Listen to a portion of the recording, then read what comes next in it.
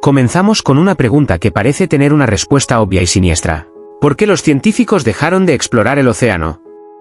La evidencia, desde cierto punto de vista, parece convincente. Las icónicas misiones tripuladas de mediados del siglo XX, el descenso del batiscafo Trieste al abismo Challenger en 1960, las primeras inmersiones del Alvin en las décadas de 1960 y 1970, estos eventos de primera plana parecieron disminuir. El espectáculo público se desvaneció. La era del explorador solitario y heroico en una esfera de acero parecía haber terminado. La cultura pop llenó el vacío con relatos de leviatanes y terrores antiguos, respondiendo implícitamente a la pregunta, nos detuvimos porque encontramos algo que nos dijo que nos mantuviéramos alejados. Pero esto es un profundo malentendido, una ilusión cognitiva nacida de combinar la exploración con un teatro específico de la exploración. El teatro del testigo humano. Creer que los científicos dejaron de explorar el océano es confundir el final de la obertura con el final de la sinfonía. Lo cierto es que la obertura terminó porque comenzó el movimiento principal. Un movimiento tan fundamentalmente diferente en metodología, escala y ambición que se volvió invisible para el público. El momento crucial no fue la decisión de detenerse. Fue un cambio de paradigma en la cuestión misma del cómo. El antiguo modelo consistía en la exploración mediante inmersión humana directa. Estaba limitado geográficamente, se podía ir a un punto, una sola vez, con un coste y un riesgo enormes. Temporalmente, las inmersiones duraban horas, y sensorialmente, solo se podía traer de vuelta lo que los ojos humanos podían ver y las manos humanas podían agarrar. El retorno de la inversión en datos fue astronómicamente pobre. Era necesario demostrar que se podía hacer, pero ineficiente para construir un cuerpo de conocimiento. Entonces, los científicos no se detuvieron. Experimentaron una revolución. Pasaron de la exploración por presencia a la exploración por poder. Y aquí es donde comienza la verdadera historia. La revolución del poder, sensores, sistemas y el fin de las limitaciones humanas. El punto de inflexión no fue una sola invención, sino la convergencia de varias, telemetría satelital, cables de fibra óptica, sensores de estado sólido y software de navegación autónoma.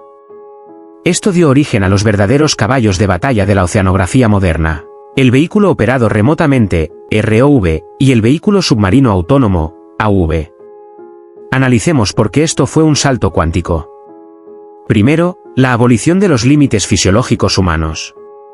Un ROV como el Jason del Instituto Oceanográfico Woods o el Hércules del Ocean Exploration Trust no necesita presión atmosférica, oxígeno, calor o descompresión.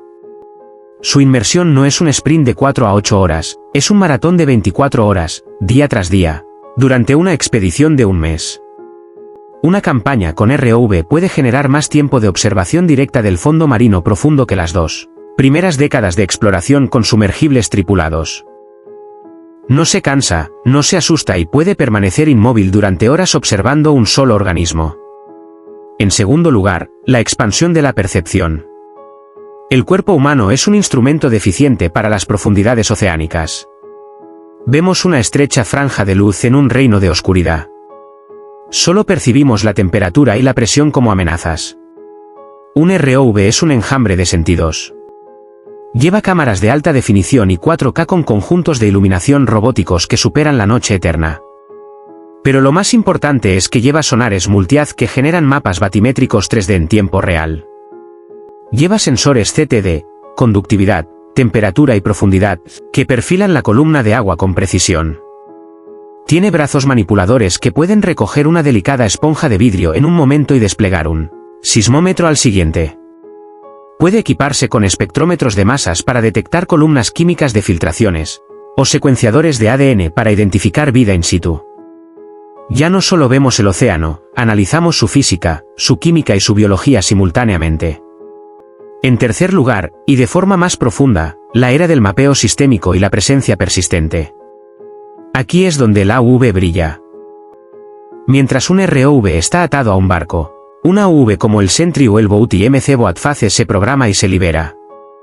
Puede cortar el césped sobre vastas extensiones de lecho marino, creando mapas de ultra alta resolución. Flotas de ellos pueden trabajar en conjunto. Los AUV planeadores, que utilizan cambios en la flotabilidad para la propulsión, pueden navegar por los océanos durante meses, emergiendo para transmitir datos. Esto ha dado lugar a iniciativas como Seabed 2030, un proyecto global para cartografiar todo el lecho oceánico para 2030. No se trata de exploración en el sentido romántico, es cartografía como infraestructura fundamental. Es la creación de la cuadrícula sobre la que se trazarán todos los descubrimientos futuros. No se puede afirmar que se ha dejado de explorar cuando se está realizando el primer inventario completo del accidente geográfico más grande del planeta. Las realidades económicas y epistemológicas, ¿por qué parece que nos retiramos? Si la revolución de los intermediarios es tan poderosa, ¿por qué persiste el mito del abandono? Las respuestas están en la economía y en la naturaleza del descubrimiento científico moderno. La paradoja de la financiación, la exploración en aguas profundas es extremadamente cara. Un solo buque de investigación con un sistema ROV puede costar $80.000 al día. El presupuesto anual de la NASA es mucho mayor que el de la Oficina de Exploración e Investigación Oceánica de la NOAA. El panorama de la financiación es heterogéneo: subvenciones académicas, asignaciones gubernamentales, filantropía privada, como el Smith Ocean Institute.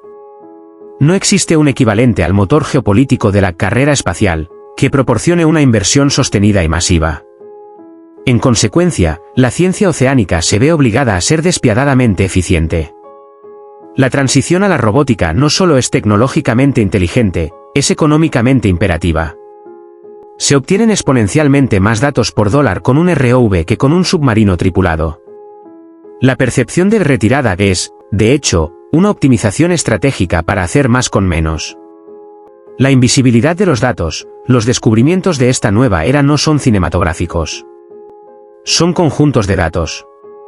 Una monografía de 600 páginas que detalla 100 nuevas especies de invertebrados que habitan en nódulos polimetálicos es un logro científico monumental.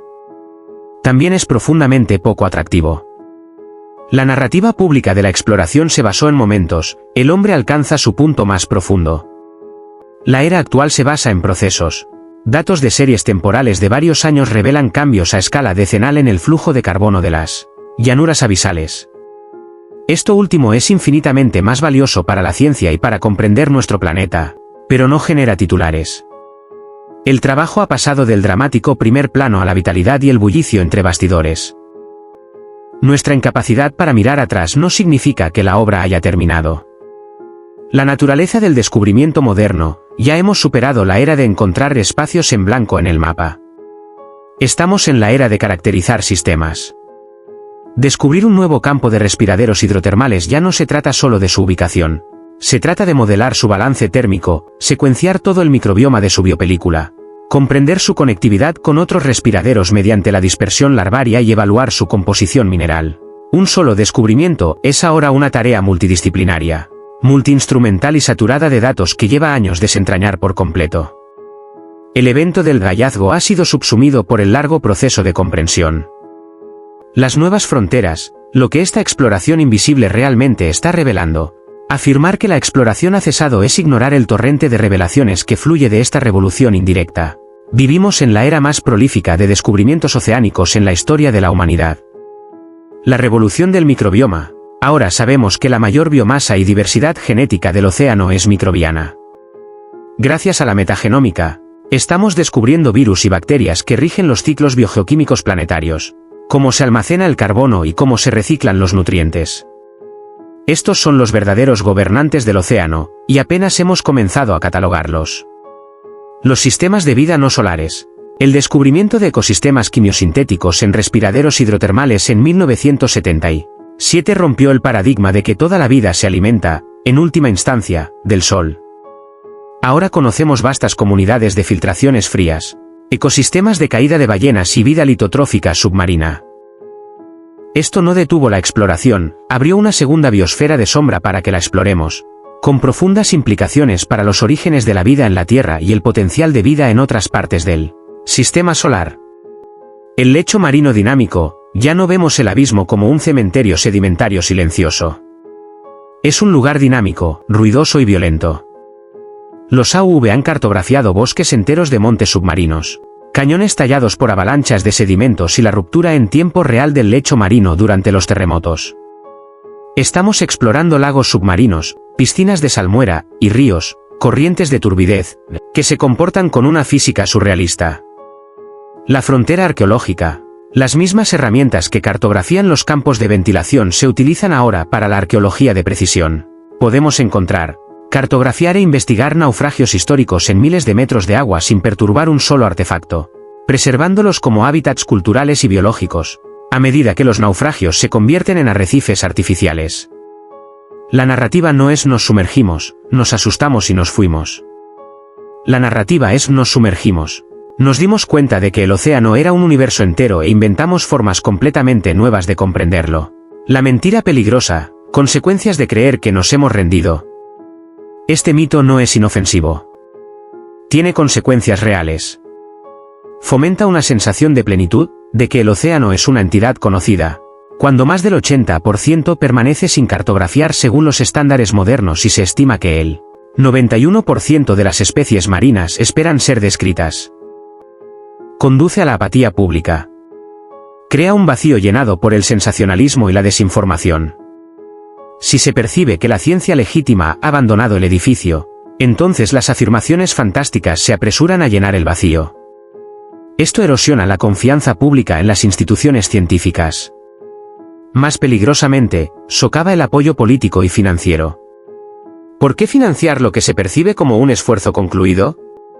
El trabajo crítico de mapeo de referencia, evaluación de la biodiversidad y monitoreo del impacto climático, trabajo esencial para la gestión sostenible de los océanos, para encontrar nuevos medicamentos, para predecir los impactos del cambio climático, lucha por los recursos precisamente porque la narrativa pública es una de abandono, no un descubrimiento urgente y continuo. El llamado para una nueva historia entonces, debemos retirar la vieja y perezosa pregunta, ¿por qué los científicos dejaron de explorar el océano? Debemos reemplazarla con preguntas más agudas y exigentes. ¿Cómo están explorando el océano los científicos ahora y les estamos dando las herramientas que necesitan? ¿Cómo hacemos que el torrente invisible de datos de nuestros embajadores robóticos sea visible y convincente para el público? ¿Cómo cambiamos nuestros ideales románticos del héroe solitario en una esfera al equipo diverso en una nave y, en un laboratorio, orquestando una sinfonía de máquinas para leer la historia de las profundidades?